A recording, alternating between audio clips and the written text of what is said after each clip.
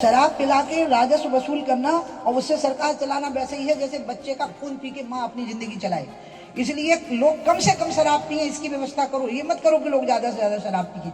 पूर्व मुख्यमंत्री उमा भारती ने शराबबंदी और नशा मुक्ति के मुद्दे पर फिर से हल्ला बोल किया है। उन्होंने कहा कि शराब बेचकर राजस्व कमाकर सरकार चलाना ठीक नहीं है। उन्होंने कहा ये ऐसा ही है जैसे कोई माँ अपने बेटे का खून चूस कर अपनी जिंदगी चलाए। आपसे राजस्व की वसूली की इच्छा छोड़ दो।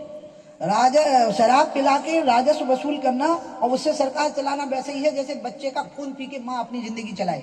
इसलिए लोग कम से कम शराब पिए, इसकी व्यवस्था करो। ये मत करो कि लोग ज्यादा से ज्यादा शराब पिए। तो शिवराज जी ने एक एक बात को कोट किया। अच्छी बात है कि उन्होंने मेरा बहुत सम्मान किया, वो जनभावनाओं को समझ गए और उन्होंने कहा कि बिल्कुल दीदी बिल्कुल ठीक कहती है। तो मैं सोच रही थी कि वो हो नहीं है। अब ऐसा भी हो जाता है ना, वो हनुमान जी की भक्त हूं ना, कि लंका जलानी है ये पता कहाँ था, वो जल गई, जलानी पड़ी।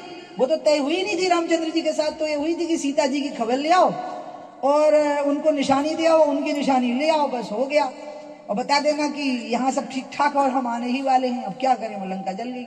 वहीं उमा भारती ने अपनी सरकार की आलोचना भी की। उन्होंने कहा कि समाज में भूख से मरने वाले लोग अब नहीं है क्योंकि सभी को खाना मिलने लगा है, लेकिन आर्थिक विषमता है। बच्चों को पढ़ाना है, सरकारी स्कूल में पढ़ाई नहीं होती, गरीबों को अस्पताल में इलाज कराना है तो इलाज नहीं मिलता, प्राइवेट अस्पतालों का खर्चा लोग नहीं उठा सकते। उन्होंने कहा ये अन्याय है।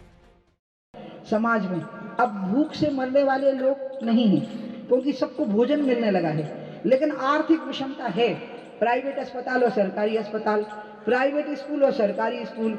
बच्चों को पढ़ाना है तो सरकारी स्कूल में पढ़ाई नहीं है, गरीबों को इलाज करवाना है तो सरकारी स्कूल में व्यवस्थाएं नहीं है, प्राइवेट अस्पतालों का वो खर्चा नहीं उठा सकते हैं।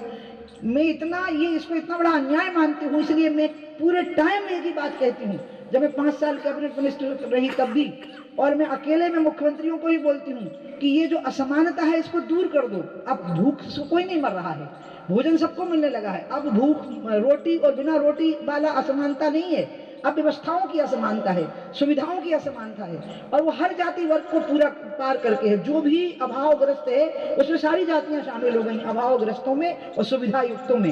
अब 2 चीजें हो गई हैं, अब भूखे और रोटी वाले अब वो नहीं है, अब है सुविधा युक्त और अभावग्रस्त। इसलिए इनके बीच की असमानता को पाट दो, ये बहुत जरूरी है।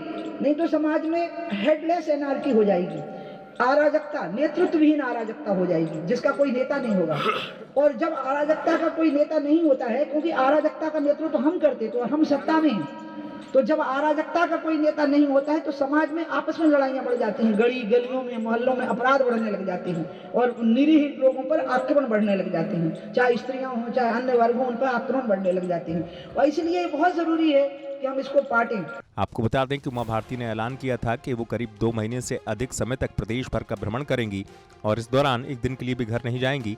उन्होंने कहा कि 7 नवंबर 2022 देव दिवाली से 14 जनवरी 2023 मकर संक्रांति तक वो सहयोगी महिलाओं के साथ अलग अलग जाएंगी और भवन में निवास नहीं करेंगी।